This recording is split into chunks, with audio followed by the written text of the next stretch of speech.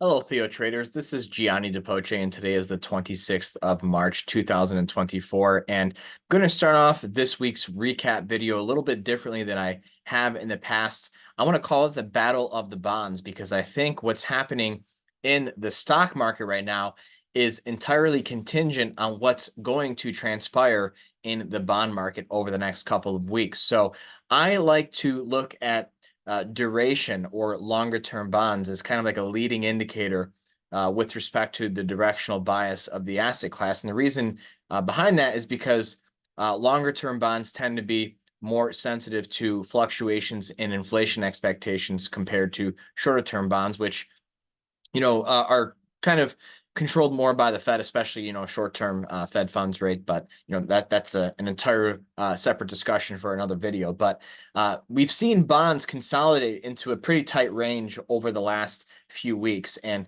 there's some varying cyclical labels that could deduce pretty different outcomes over the next couple of weeks. But what I keep seeing is duration leading on the upside, and when they rally and then when bonds sell off, duration is down less. So that typically bolsters the bullish outlook. But the reason this matters for the stock market is because if bonds do catch a bid here, I would expect the outperformance that we've seen from sectors like technology and communications to continue. And that's going to be a massive tailwind for the stock market.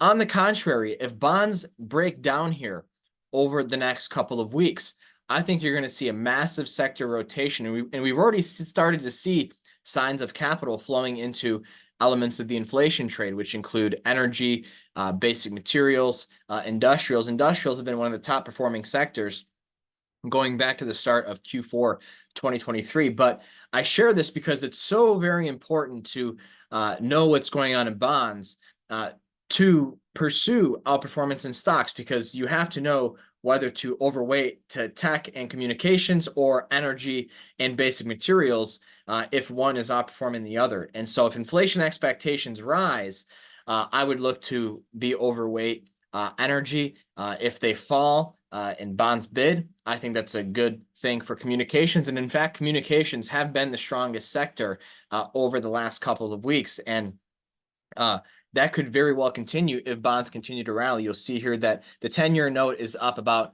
1.5 today, while the 30-year bond is up about 7 ticks today. So, it's coming down to the wire here. It does make it hard to be a dollar bear if bonds are rallying. That is, we've seen situations over the last couple of months where interest rates rise and the dollar rallies in response simply due to the carry trade. So I've been talking about the Japanese yen and how I don't think that the Bank of Japan is believed by global markets right now in terms of the prospects of ending the NERP policy. And we're right back up to the level where, the BOJ had to step in and defend the value of the Japanese yen last year. So I think we are approaching a pivotal moment here in markets, especially when it comes to currencies and bonds, and ultimately stocks, because it's the principle of interconnectivity, right? What's happening in one market is going to impact what's happening in another. Nothing happens in a vacuum. And so I still am a dollar bull. That kind of goes away. I should say goes against my kind of neutral stance in bonds. But what I'm saying is that if bonds start to bid, I could see a situation where the dollar actually sells off for a little bit. And that would be a tailwind for equities. So I'm most curious to see if we're on the precipice of a macroeconomic shift where we actually start to see stocks and interest rates rally together like we did in 2021 for a majority of that year. And in that case, you would start to see elements of the inflation trade start to outperform. But, some of the top performing stocks in the communications sector, Google, put out a buy alert on Google on the 7th of March in the TheoTRADE chat room. And that stock alert has been working very well. If I zoom out here, you'll see that we are pressing up against its all-time highs. This is bullish price action. We have a massive base that we're trying to break out from. And as the saying goes, the bigger the base, the higher the space. So I'll let Google. Obviously, Netflix falls into the category of communications. Internet stock pressing up against the highs, trying to close at a new high here. So this is all bullish for the communication sectors. And of course, even a name like Disney, which has been down in the doldrums for a couple of years, I think is on the precipice of igniting a new bull trend in this stock. That would be a major tailwind for the Dow. Now, the other sector I want to touch on with respect to interest rates is precious metals, because we have a situation where if interest rates drop, I think it'll be very bullish for precious metals. But if they rise, I think it'll be more neutral for precious metals. So we're seeing gold outperform silver today, not the most risk-on signal. We could see a reversal in spot prices at any time, but I must admit that I'm generally pleased with the consolidation and sideways price action of the recent gains that we've seen in some of our precious metal plays like Anglo Ashanti, Agnico Eagle Mines.